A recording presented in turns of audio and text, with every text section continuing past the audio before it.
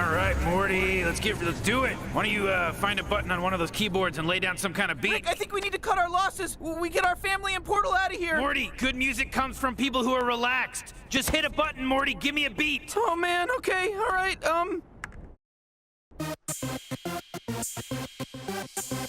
Oh yeah, you gotta get swifty. You gotta get swifty in here. It's time to get swifty. Uh-oh, you gotta get So Rick and Morty Season 9 came out about a month ago, and to my surprise and to a bunch of people's surprise, the show's season is actually really good. It's got that classic Season 1 to 3 vibe. It's got that raggedy energy that everybody really wanted.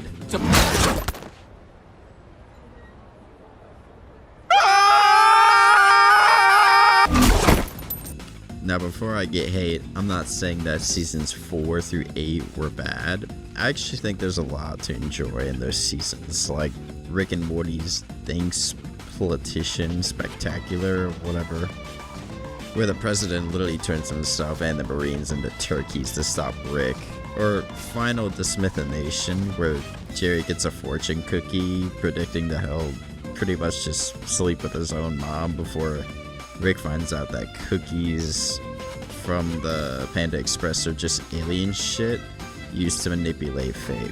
Those are some of my favorite episodes of the newer era, and honestly I could list several more, but for time's sake I'm just not gonna.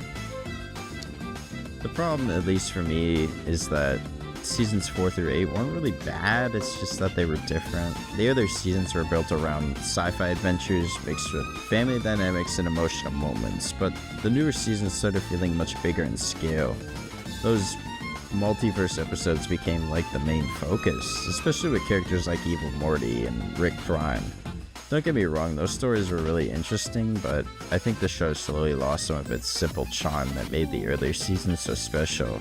And another thing I noticed is that the humor started changing. Instead of relying on clever sci-fi concepts and character interactions, the show leaned much harder into meta humor and jokes about the storytelling itself. Sometimes it just straight up felt like the writers were making jokes for people who spent too much time on the internet. It started to feel way too Reddit-y, you know? And that's where Reddit comes into this discussion.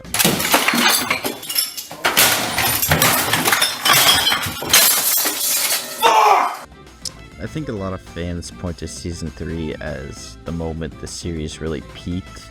They argue that afterwards the show relied too heavily on self-aware humor that made Rick almost unstoppable and produced the new infamous episodes like the dragon episode or the giant sperm episode.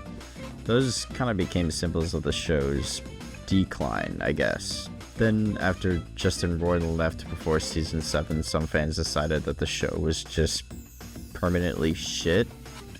And the interesting thing is that Reddit didn't even create this opinion, but more so just amplified it, and more people posted that Rick and Morty had fallen off.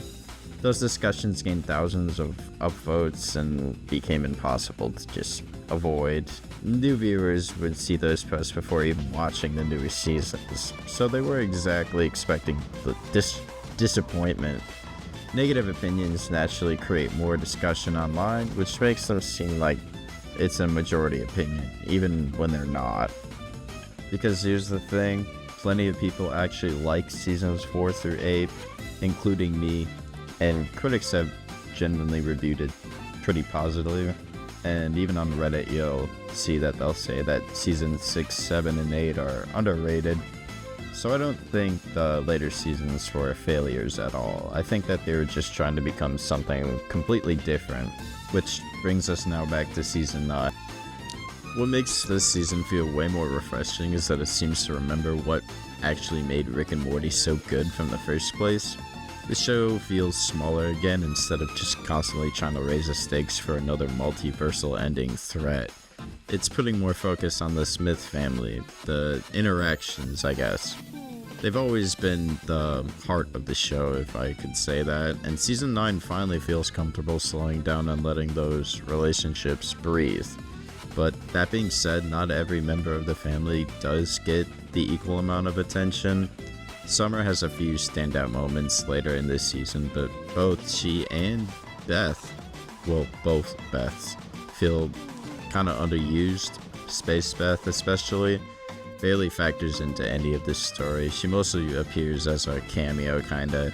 It feels like there's still a lot of untapped potential there that I feel like they could use. But ironically, one of the best characters of this season is Jerry. And Jerry has quietly become one of the show's funniest characters. Not just to like actually laugh at, but I guess to laugh with. And season 9 really does prove that.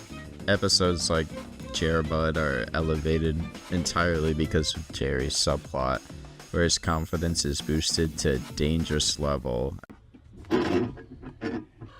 Oh, that's hot. That's hot. Then there's, I guess, Ricky and Morty, A Dream.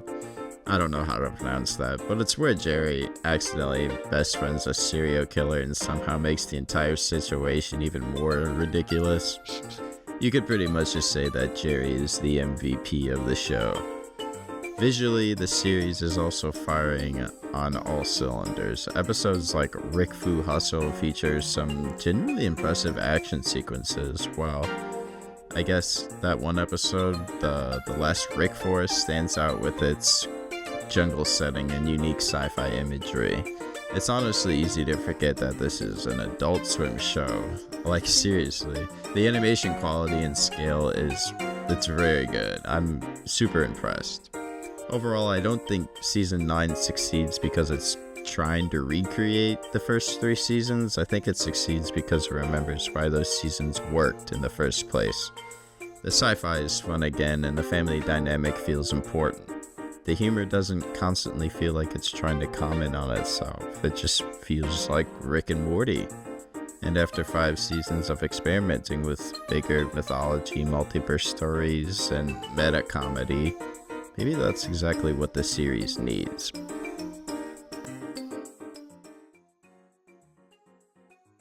Mr. Bulldops, take a shit on the floor, take off your panties and your pants. It's time to get swifty in here. New song, Swifty, double X, Swifty song coming at ya. It's the Swifty. Hey, take your pants off. It's swifty time today.